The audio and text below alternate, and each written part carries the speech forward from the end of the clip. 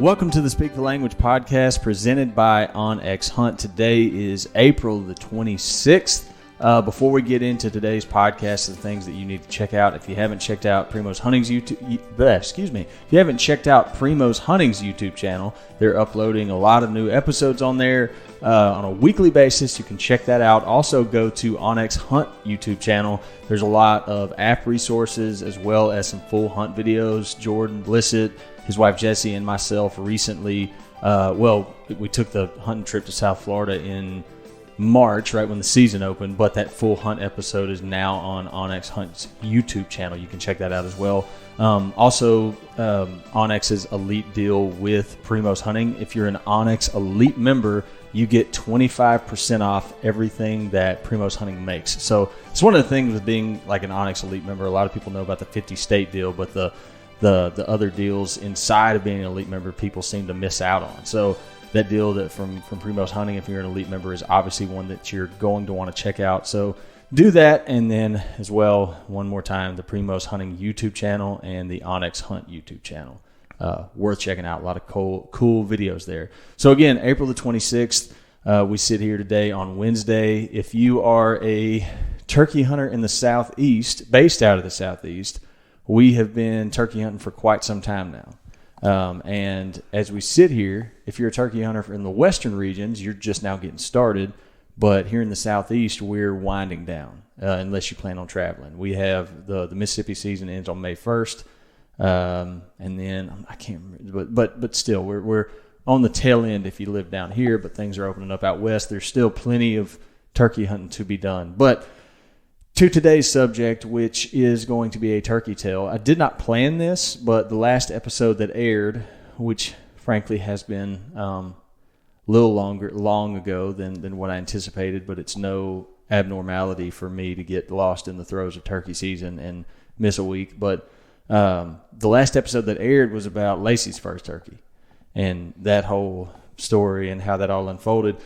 The person that sits across from me right now is someone that has never been on the show. I'm pretty sure I've mentioned you at least some point. I think you have. So sitting across from me this morning is my older brother, Brett Pickle.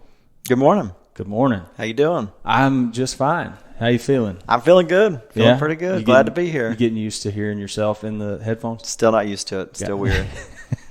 Still weird. So Brett and I just returned from Iowa yesterday. Mm-hmm. You and our dad and myself took a trip up there, hunt with our buddy Tommy Nails at Whiskey Ridge, who, if Whiskey Ridge sounds familiar, we hunted up there with Primos for several years. And it's kind of one of those places where Tommy's turned into a buddy, and it's like going up and visiting your friends, which this was y'all's first time meeting him. Yeah, but can't speak highly enough of Tommy or Whiskey Ridge. They took care of us.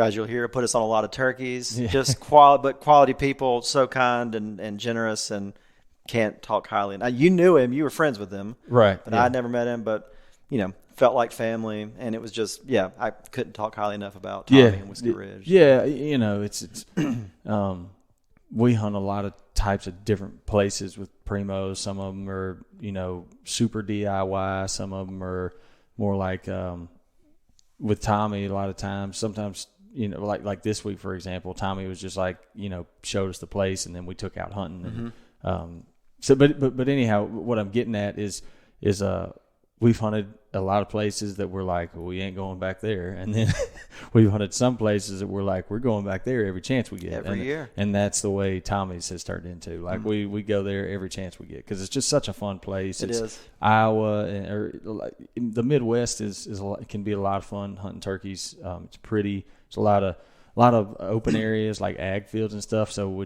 and a high turkey population, which results in getting to see and hear a lot of turkeys.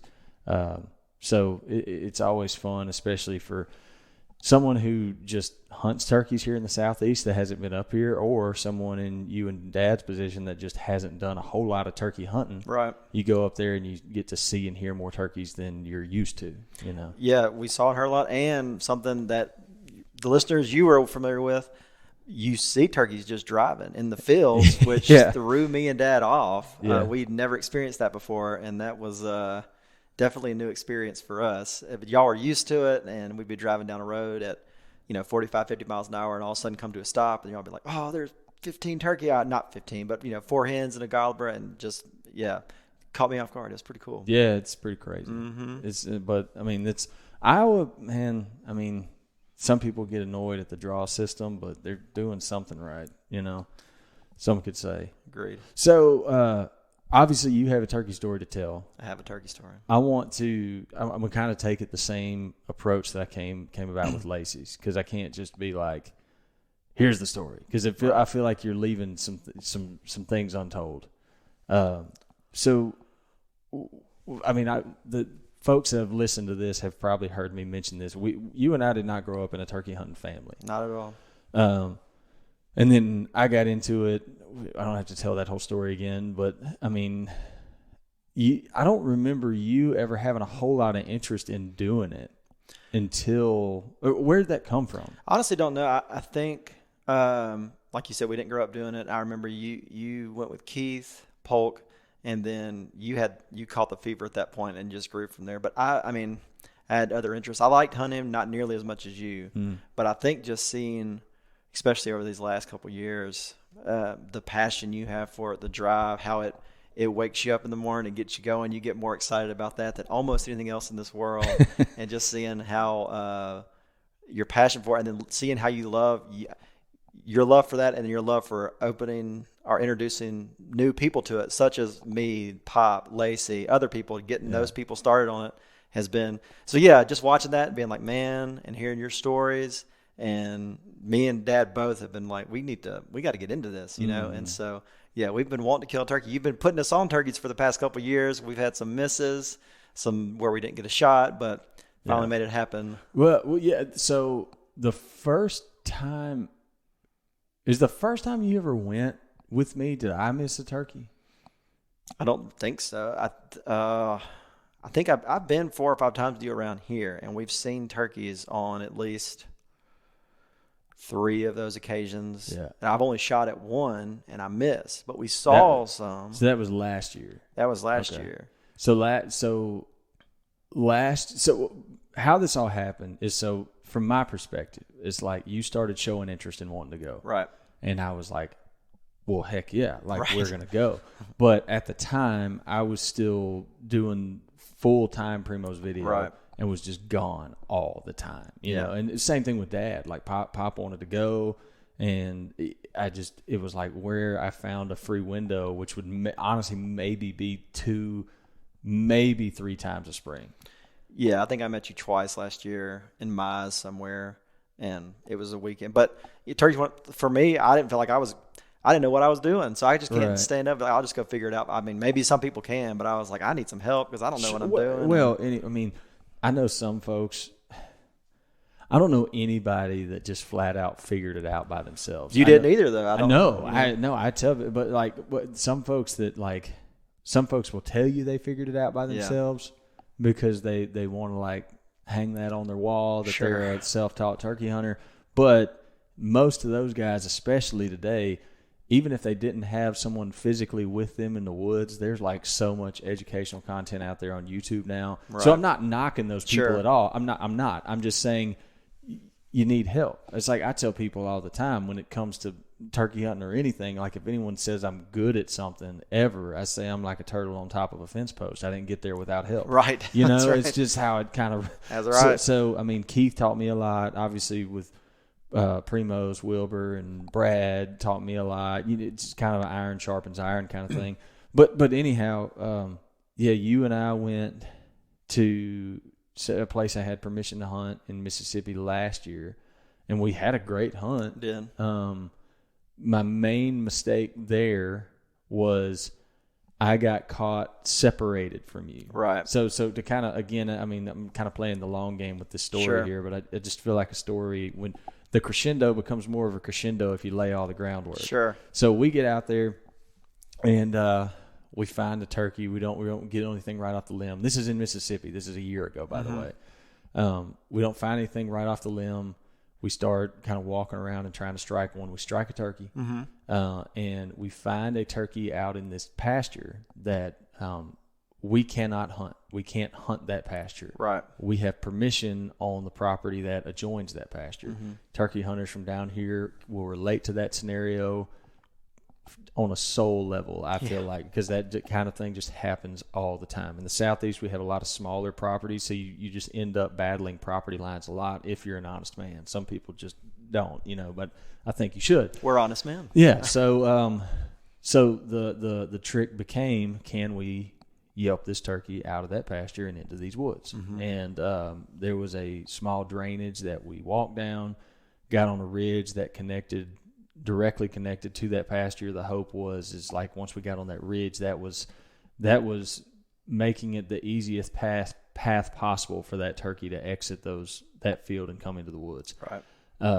I at one point thought the turkeys were moving off, because there was like a number of turkeys out there, hens and gobblers and everything. And so I start crawling up to glass out into the pasture, and I was about probably 10 yards away from you, and I see the turkey out in the field who has not seen me yet, but I'm like, oh crap, I need to get hid. Right. And so I end up getting caught about 10 yards away from you. Right. And the reason that I saw the turkey is this one lone gobbler had left the rest of them and was coming our direction because he had some interest in our yelping and calling and everything. And so it took probably about an hour and a half to convince him. But that whole hour and a half, he was about anywhere from 100 yards to 80 yards before he broke and finally came too close for me to be trying to crawl back over to the tree you were on, which was a mistake, because someone that's trying to kill their first turkey, you need, like Keith, when I was trying to kill my first one, Keith was shoulder to shoulder with me whispering instructions. That's how you were in Iowa, the one I got. Yeah, I learned my lesson. Yes. So the turkey finally breaks and comes after some scratching in the pine straw and yelping and going back and forth, and the turkey exits the field, crosses in the timber, becomes 100% legal and clear for us to hunt that turkey, shoot that turkey. I give the go ahead for you to shoot. You shoot and missed him. Which is, I mean, it happens. I have missed my fair share of turkeys in my lifetime. It happens. I was supremely bummed out because I just wanted you to get your first one. I was bummed out too. Yeah. But it was a fun hunt. It was a great. I mean, there was a lot of gobbling and all that stuff. Can I tell a funny story on you? I know the story you're going to tell, and you can absolutely tell it. If you weren't going to tell it, I was going to bring it up because it's such a good story. But I told my fiance Annabeth, I was like, I bet that gets mentioned on the pod. Go ahead. Yes, absolutely. So Brett missing this turkey. If anything, it threw fuel on the fire. You were like, good gosh, I got to get one of these things. Yep. And I was like, look, man, I'm like anyone. I mean, even if it's not even like mentioning the ones that didn't happen on video, but if you just look at my track record of turkey hunts that have happened on video, I have no room to throw shade at anybody for missing a turkey. I've missed. So, it happens. Well, we found another time to go. You were going to meet me at same property. I think it was the next weekend. It was probably was. And I stopped. We got there early. It was before daylight. And I was planning to start at a different spot. Yeah. And so, no. What it was is the weekend prior, you had come to visit Mom and Dad, so you were staying at Mom and Dad's house. Right. Well, that weekend, you didn't have time to do that, so you just drove up from your place in Jones County and met me. And so you were in your car. Right. So we were leaving your car at the gate, and then you were going to, or somewhere, and then you were going to come and drive with me. And so we're sitting there in the woods in the black dark, and I'm waiting for you to get the rest of your stuff. And I'm just sitting there, and I'm like, well, I might as well owl a few times while we're sitting here. Who knows? You know, it's not. So I'm sitting there. It's a still morning. There's a whippoorwill, singing off in the background, and I'm owling, and I'm not hearing anything. And I can hear you rustling in the car, and all of a sudden I hear honk, Brett's car horn, very loudly. Yeah. And what had happened is you were reaching over to grab like a boots. I'd worn like Chacos or something to drive in because my boots were muddy, and I was going to put the boots on at that point. They were in the passenger seat. I reached over to grab the boots. Hit the horn. Yeah. And it's pretty great. So, but and at the time I didn't know this. Like, I'm just standing there in the dark and the quiet, and all of a sudden, and I spin around, and this is where it gets funny. Horn goes off. I spin around. Brett pulls his head out of the car door and looks at me and goes, "Sorry." And I'm like, "Brett, we don't have to whisper, man. Like, sorry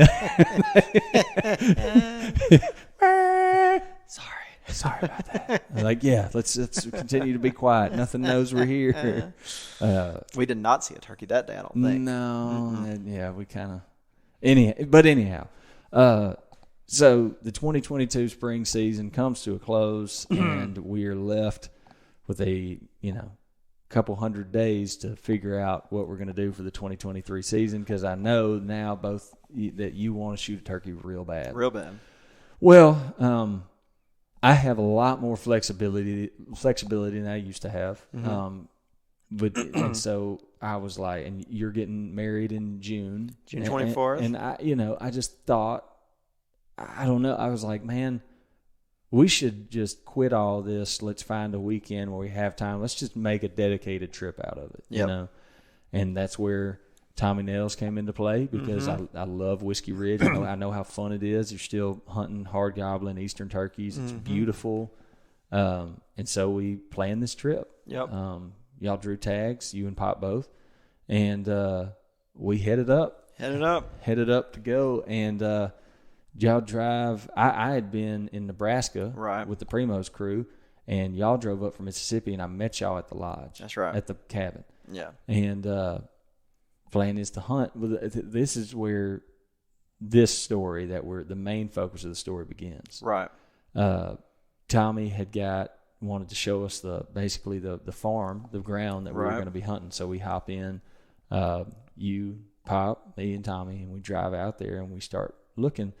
And we drive and we look into just one spot where you can kind of see down into a lot, as it picturesque Iowa, a lot of pasture, fairly big blocks of timber, but it's still along the creeks and river systems and drainage systems, excuse me. And that's when we saw the turkey that we decided to go after. Right. Because this was about 6 o'clock in the afternoon, so close to evening time. And did you see the turkey? Not at first. It was one of those situations where we drove up on a field and stopped, and you and Tommy spotted him pretty immediately. Yeah. And I think me and Pop were trying to figure out where he was. And I think I remember seeing the black dots far off, but then y'all let us use the binoculars, and we saw him. And I think it was the one long beard and then 3 or 4 hens that were with him. Yeah. I mean, it was like one gobbler and a bunch of hens. And they were pretty good distance off.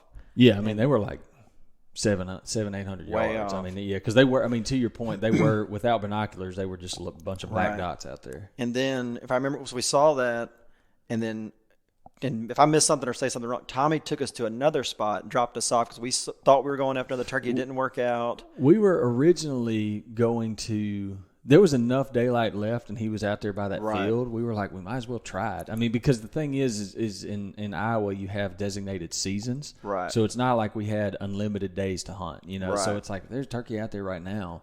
Let's go try after him. And so you couldn't, from where we were looking at him, there really was no approach because you'd have to just walk through the wide open, and obviously that wouldn't work. And so what we were doing is we were making a big swing around to access the property from another side where we could get into some woods and try it. And I think while we were doing that, though, because Tommy dropped us off to go after this separate turkey we saw. Yeah. So we were the story gets convoluted. Yeah, we originally were going after. We're going to make a move on that turkey. In the meantime, we spot another longbeard out in a pasture that appears to be by himself. Right. And in the turkey hunter world, if you see a gobbler with hens or a gobbler by himself, you're like, the gobbler by himself is probably going to be a little bit easier to deal with. Right.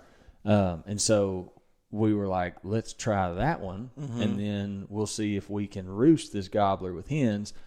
Anyhow, we did not, without going through the whole creek crossing shenanigans that we went through and all that, crawling through briars and boots getting filled with water. Yeah, I mean, it was we did not have any success on the lone gobbler in the field, but we ended up roosting the turkey that had all the hens with him. Right.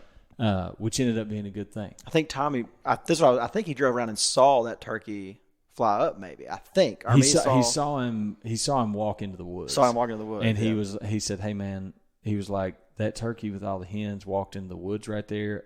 I imagine as late as it was, he's got to be roosted somewhere in there close." And I was like, "Well, that's where we're gonna go in the morning." That's right, for sure. Yeah. And so the plan was hatched.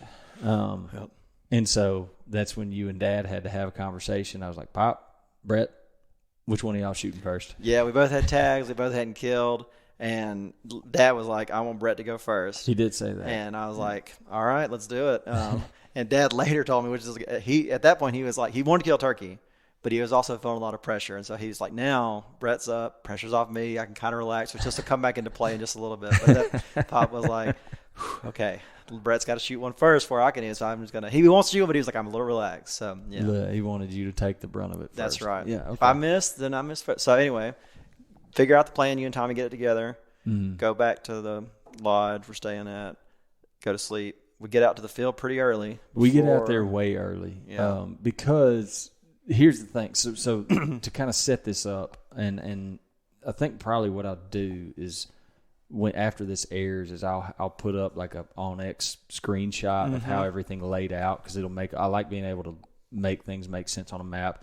So basically, this is a freshly plowed ag field that we have to walk. We got there way early, because we didn't know exactly where the turkeys were going to be roosted. We imagined they wouldn't be far from that field, but we didn't want to give any single chance of getting spotted. So we're walking this 700. You know what? I'm going to measure it right now on my deal while we're talking, so I don't have to estimate. But we walk a long way in the dark. Felt long for sure. We had to cross some hills, and finally we had to walk a long way just to make it to the to the field that we were hunting in, which is that's part of the deal. But there it is, right there. It was 751 yards. And again, while this is going on, it's natural to you because you do it all the time. So you're moving pretty quickly, but also quietly. Pop and I were not moving in the woods as much as you do, not being in the woods, which we were in the field, and I know, but me and Pop were really trying to like mimic you and like walk where you were walking and walk as quietly as we could. We were not nearly as quiet, but we didn't spook this turkey. So obviously we did, well enough to not mess up the hunt. But. Yeah, no, I told you and I we had this conversation because I didn't plan it this way, but it's not uncommon it's not uncommon for me to end up hunting with someone that's newer. Right. But this one spring, it was Lacey's first turkey. It was your first turkey. It was trying to get Papa's first turkey. There was just a lot more first than I normally have in a single spring. And I was saying there's things that, like, if someone prior to this spring, like if someone were to ask me last year, if they were like, write down some essentials that like a turkey hunter needs to know or needs to do, there's some things that I would have left out because I wouldn't have even thought about them. Right. And it's just and it's not like a throwing shade at anybody. It's just one of those things. If you don't know, you don't know. And it's like how to move in the dark, how to step in leaves, how walking in the dark. It's one of those things that, and there's more, but it's just all these little nuanced, tiny details that you don't put at the top of the list or that don't come to your mind first when you're thinking about turkey hunting things. Right. Even to the extent of like, if everyone knows turkeys can see really well. Yep. If you're sitting on a tree with your gun on your knee, like in a ready turkey hunting shooting position, and you shift a little bit, that gun barrel is gonna move. Yeah. Stuff like that, because I kept, hey, yeah. Hey, don't move. Me and Papa it's so much watching you and trying to be like, all right, what is Lake doing? Because he knows what he's doing. It pains me to compliment you. As your older brother, it hurts me so much to compliment you. No, I'm just kidding. But we were like, Lake is an expert at this. No, I'm not. Lake is really good at this. He does this all the time. Let's watch Lake and do exactly what Lake does. And if he tells us to sit down, lay on our backs, jump up, whatever. We're going to do what Lake says because he knows what he's doing. We don't know what we're doing. You know, and so that was our plan going in. We're like, let's do what Lake does. It tells us to do. That's the best plan we got here. So, well, thank you. But I mean, so we end up walking in the dark through this open, and we end up in this field, and we get to there's a little corner, like the field has kind of a corner of the field, and right behind where this field corners to we have two options. If we sit with our backs facing west, right. I'm trying to with our backs facing west, the south border of the creek, which is the south border of the field, is where the timber runs. There's also a big creek running through there, and so my turkey knowledge, whatever you want to call it, tells me he's probably going to be roosted along that creek, you know? And so our options in that corner are either sit down where we're facing east, which means at some point we're going to be looking into the sun. Comes into play in just a little bit. Or sit in the corner with us facing north, which puts our backs to where I think the turkeys are probably going to be. Right. Neither of those things are super ideal. However, I would put higher on the list of being not ideal is turkeys to our back. Right. Don't want that. Yeah. So I'm like, I'm going to roll the dice on having to look in the sun, because if he is roosted close, we have some time before it gets over the trees. And this is just, we didn't, obviously with it getting dark and a newer place, we didn't it's not like we got to walk down there beforehand and go, this is where we're going to sit. Right. You know, we didn't. So, and we're getting down there, and it's still early, but it's also getting daylight by the minute. So I'm like, you got to make it's like a think long, think wrong. You got to make a decision. You got to make it quick. And so I'm like, we're going to sit facing east, and I find a spot, and I get you sat down in the best position because you're a primary shooter. Right. I see that I find a spot where I can sit where I'm going to be shoulder to shoulder with you, and then I see a spot where I can put Dad. Right. So you get sat down. I'm kind of like directing Pop where to go, and it just from a sense of like, I'm thinking these turkeys are close. I don't know this at the time, right? But I'm thinking these turkeys are close, and I'm essentially like, I'm pointing where to put his feet, like step by step, right? Because I'm like, don't step on that stick. Yep. Don't step on. Yep. So I get Pop sat down, and then I unbuckle the seat on my vest. Right. So like I'm unbuckling the seat on my vest, and like I'm about to sit down myself, and I hear, and I'm like, oh, good grief. Yeah. And so I like slide down, and luckily at this time it's still plenty dark. I slide down, I get sat down, and I tell you, I'm like, hey, this is all in whisper, obviously, but I'm not going to whisper on the show. It just gets annoying if people whisper on a podcast. But I'm like, hey, I'm hearing that turkey drumming. He's real close. Yeah. Like, he's real close. I think you said when he gobbles, he's going to blow our heads off. That's what you said. He's going to blow our hats off. He's going to blow our hats off. Yeah. I was like, because I didn't want, I've hunted with enough newer turkey hunters. Yeah. If that happens and you're not expecting it, you can jump. Like, it'll make you jump. Right. And I'm like, when he gobbles, he's going to blow our hats off. I'm just letting you, like, he's real close. Yeah.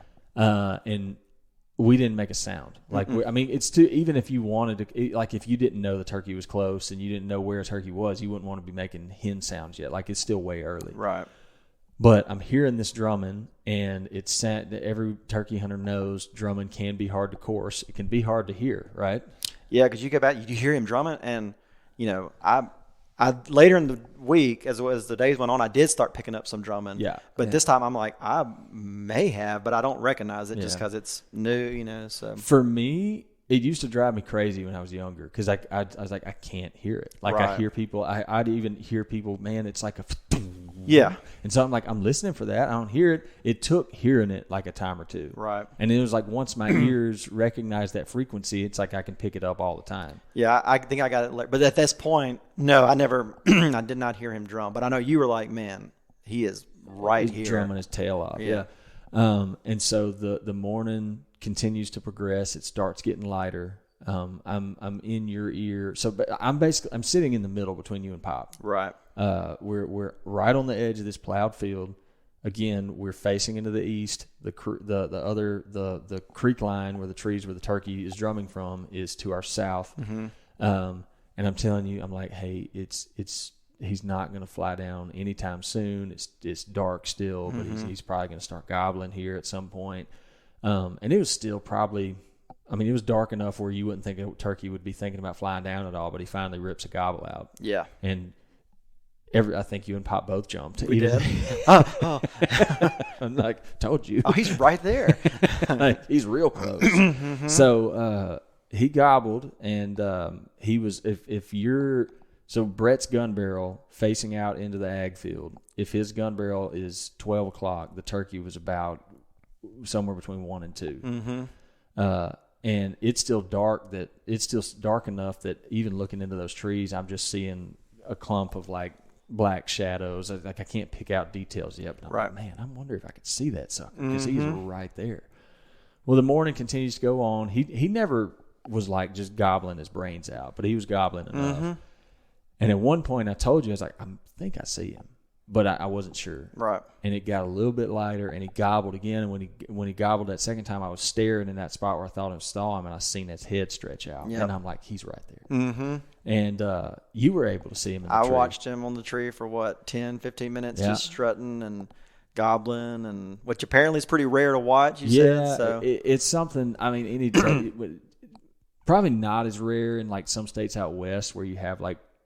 There's some areas with like Merriam's and Rios where they have pretty consistent roost spots, and so you can see it a lot more. But hunting where we were hunting or hunting here at home, it's pretty rare to be able to see that. Well, we watched him for 10 minutes. Yeah, I'd say 10 or 15 minutes. Yeah. And I'll say this: you did, and this is from me not knowing.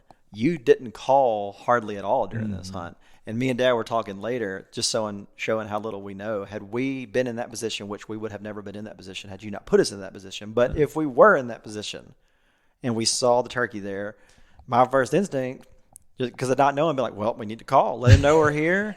Get him to come on over here. Let's do some calls and bring him on in. But I think you did one hen cluck. So it got light enough where I was like, I still don't think he's going to fly down, but I could see him pretty well. Mm-hmm. Like I could see, like there was some branches in the way, but I could see every time he'd gobble, I could see his head really well, and I'd see his fan go up and down. He was strutting and drumming on the tree.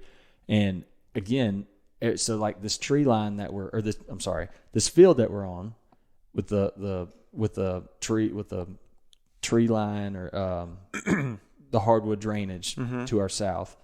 On the other side of that, further south, it was a pretty wide stretch of timber with that creek bottom, and it was uphill, but there was another field back there. So he could go to either one. Right. I knew he had hens with him, but I couldn't see them, and they weren't making any noise yet. And I was like, it makes more sense for him to fly down to the field that we're sitting on. However, it was bothering me that he kept on strutting and facing the opposite direction. Right. That's because initially had it got light enough, and I'm looking at him, and he's facing us the entire time. I probably wouldn't have made any sound unless I had to. I would have just waited for him to pitch down. But it got light enough where it would make sense for a hen to make noise. And I think I even said that to you. I was like, I do not like that he's facing that way. Yeah. Like, I don't like it at all. And so he would kind of spin around a little bit, but he was definitely favoring facing away from us. Right. And so the next time that he was facing that direction and he went into strut and like was fully blocked from us, I clucked at him on my mouth call, just like 3 or 4 clucks, just like. Not much. Yeah. I mean, just real subtle, but. Was that not show you how good those things? I mean, we were close, but you heard how soft that was. Did that not show you how good those things can hear? It was enough. He turned right back around. That turkey, it was cool because, again, you don't get the luxury to watch him that often. But those 4 clucks, he came out of strut, spun completely around on that limb, and just. And never looked back at the other field. Nope. He never looked back at the other field. He was done. He's like, all right, I know where they are. He stayed strutting at us the entire time. And then he did kind of like.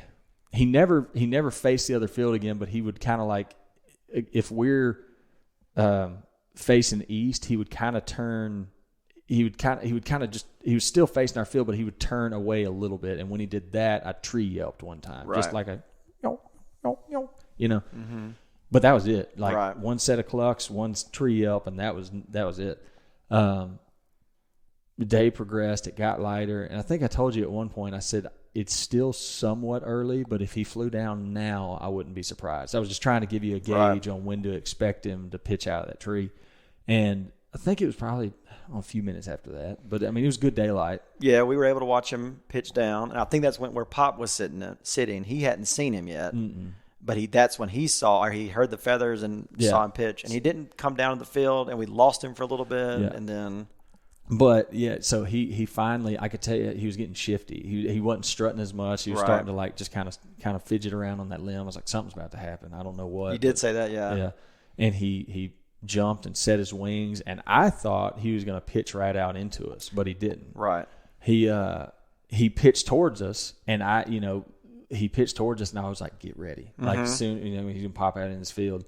But he stayed just inside the woods. We were looking at him. We caught him again. He was on the edge of the wood line. Yep. Yeah. Not in the field, just right there. Just right on the edge of the field. About 70 yards, maybe 60, 70 yards. Yeah. Mm-hmm. Yep. And that's when I told Brett, because I was hoping. I was like, I hope he just pitches right to us. Sure.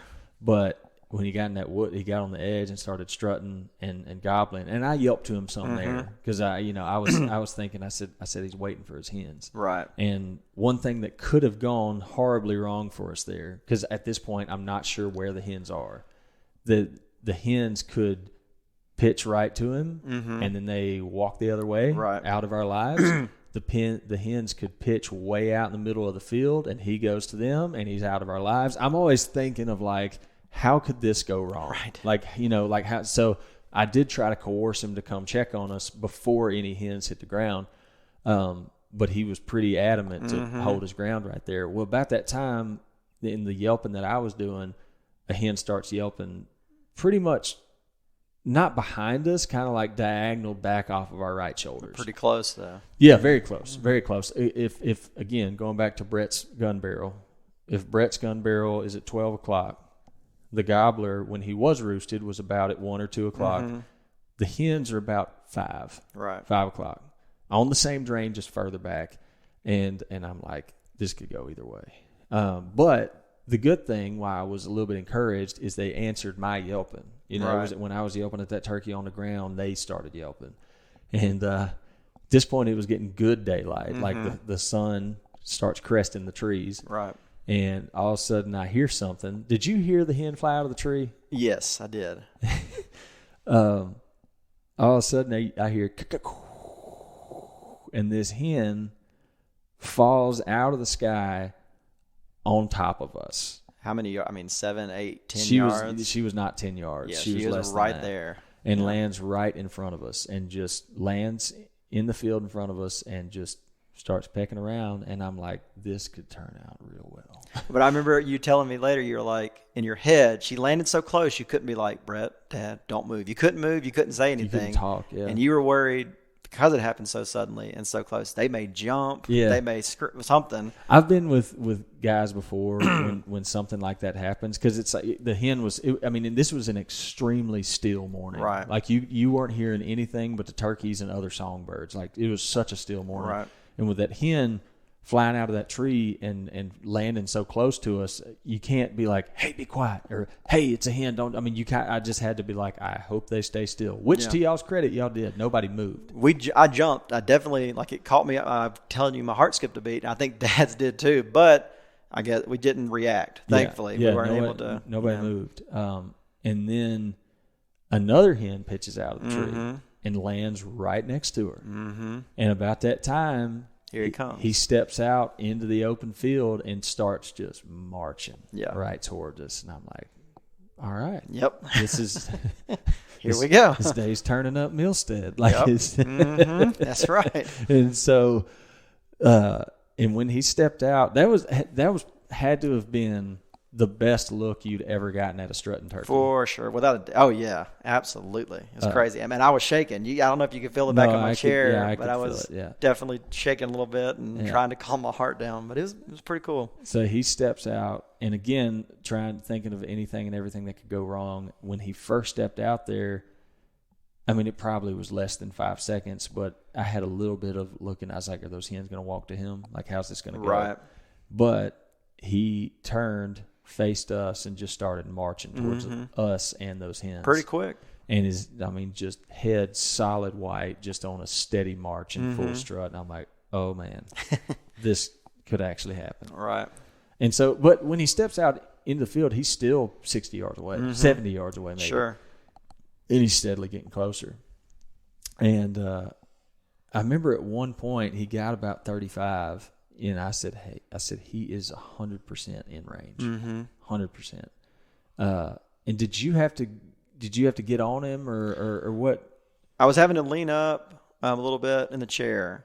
Yeah, you were in a Primo's wingman chair. I was, yep. And I had the gun pointed at him, but since he was, this may be a mistake. Since he was so far away, I had the gun up, pointed at him, but I was looking over the gun watching him. Okay. And as soon as you said he's in range is when I looked down and got on the red dot. Okay. And it was at that point that we realized we had another problem. Yeah. And that was we were facing the east. Yeah. The sun was coming up, and all I could see was the dim outline of his fan at that point. So the sun has come over the trees enough that when I give Brett the go-ahead to shoot, and this gobbler is thinking about nothing in the world but these hens. Mm-hmm. And, like, this happens as he's at 35 yards. And still coming. Steadily closing distance. Yeah. When I give Brett the go-ahead to shoot, and I hear, I can't, the sun. And I'm like, do what? No, I think I said I can't see. Yeah. And you were like, what? You don't see the turkey? Yeah, and I was like, what are you talking about? Yeah. You know? And so, anyhow, I finally realized what you're talking about, which it's hard. It can be hard to figure that out in those kind of situations because you're trying to whisper and it's so intense. I mean, first turkey on the line. Right. He's we're trying to figure this out, and, like, forget the turkey at 30 yards. We've still got hens at like 7. And he's closing the distance. And it's like, if you spook anything, this could all go wrong real quick. Right. Well, I finally understand what he's telling me, and now the turkey's at under 20 yards. He's about even with these hens, and he just kind of got to a point close to those hens, and he just stopped, and he's just strutting. I mean, 15, 17 yards. He was under 20. Yeah. And again, still, it was so still. I have a vivid memory of hearing the sound of his feet walking across that dirt and his wings dragging the ground when he strutted. Mm-hmm. I mean, he never gobbled. Once he got out in the field, he just strutted and drummed. Right. And he just starts kind of dancing around those hens. Mm-hmm. And I'm like, kill the turkey. And kill the turkey. I don't know how. I told you to kill him like a couple times. You kept on saying, I can't see him. I can't see him. Well, fine. Yeah. Finally, I'm like, Pop. So that's when Dad had been saying the pressure was off him at this point. He was just enjoying watching the show. And but when you said Pop, he said his heart skipped a beat. He's like, oh, crap, now it's on me. But he had the same problem I did. Yeah. So the sun. Because at first, because I had never had that happen before. I had never had that happen before. So I honestly, at the time, I wasn't thinking too much into it, but I was like, something's happening that you just don't realize. You know? Right. But when Pop said the same thing, I was like, crap, we got a problem. Yeah. We got an issue here. There was one time where he moved where I could see. Yeah, yeah. But there was a hen in front. And I remember being like, I'll shoot the hen, you know? And so. See, there was one time that he gave you a super clear shot because the way that the sun was cresting, if he walked back south kind of towards the tree line, he would go back into the shadow from the sun. Right. And you could see him clear as a bell, but there was like 2 hens right there. Right. And I was like, well, that's not going to work. Mm-hmm. And I'm serious. And I, to be quite frank, I'm losing my mind. You're dying on the inside. Like, I know you are. Because, I mean, this is all happening. I would honestly say, I mean, I know it's easy to exaggerate this in your head. I would honestly say from the time I told you he was in range to the time the trigger got pulled, it was probably at least 3-4 minutes. It felt like an hour, though. Yeah, it felt so long. I mean, it was a long time. And I'm sitting there going, I mean, I was disappointed. It's like someone is shooting this turkey. Yeah. Like somebody but I was hoping what I was scared of is one of them was finally going to hear us talking or moving gun barrels around. And I didn't want someone to have to take a shot at a spooked turkey, you know, because then you got hens moving, you got him trying to get away. I hate that. I don't like doing that. And I'm just going, oh my God, please, like just let something again. And then he struts back to the left. Now he's back in the sun, and you're still going, I can't. The sun, and Dad's like, I can't see him. I'm like, my God, right? It was intense, man. But he never the hens, him, nothing. Never knew we were in the world, right? And finally, I don't know what happened. You could shed some light on it, but he moved somewhere, and you were like, I can see him. He moved actually. Instead of moving into the shadows more toward the south, I think you said. Yeah, he moved the other way. Yeah, he went. Yeah. And so I had my gun. I'm watching. As soon as he did, for just a second, I was like, I got him. And I remember you being like, go. And there wasn't like it was quick. Yeah. And I just popped him, and I actually missed him falling because as soon as I shot, you're right in my ear, and you scream, "Yes, sir!" Like, and I jump. And I look back, and you're taking off running toward the turkey, and I was like, "Did I miss?" And then Dad's laughing, but it was great. It was all. It ended up being I didn't miss. But no, yeah, it was. So the turkey walked. It was. I mean, this is like the earliest of sun cresting the trees when you really have like a. I mean, I don't know how it's like you have like a real concentrated beam of sunlight. Almost, right in my eyes. And he moved far north enough. He moved far north enough that he was still in the sun, but you could see him. And he was facing dead at us. Yeah. And I just remember you saying, I can see him now. I was like, well, shoot him. Go. You know, I'm like, go, shoot. And boom. And he just crumpled. Yeah. I don't think that turkey flopped one time. And I just me being me, and like I jumped up and ran out there. I never touched the turkey. I didn't want to touch him unless I have to. I just wanted to make sure that the turkey was in the state I wanted him to be in. Yeah. And I ran over there to him. I looked at him. I was like, he's done. He's not going anywhere. Yep. And that's when I was like, I'm not touching that turkey. You got to be the first one to touch him. Yep. And I still have that video. Yeah. I should post that. I haven't seen it yet. Yeah, the video, because it's you walking up to get him. Yeah. The first one. Pretty cool. Yeah. I was the first human that touched that turkey, probably, I would think. I would hope so. If another human touched him, that would be a pretty wild event. It'd be weird. But yeah. No, it was awesome. And it happened, like you said, pretty quick. Realistically, it was like, what? We were talking about it because another friend of ours, Joby, that was in camp with us. Great guy. Super great guy. Foshi Creek. He got a turkey too? Well, that morning. And his was like it was like 6:30 something. I don't remember, but I was like, I think I was pretty early, and I looked, and your iPhone will timestamp stuff.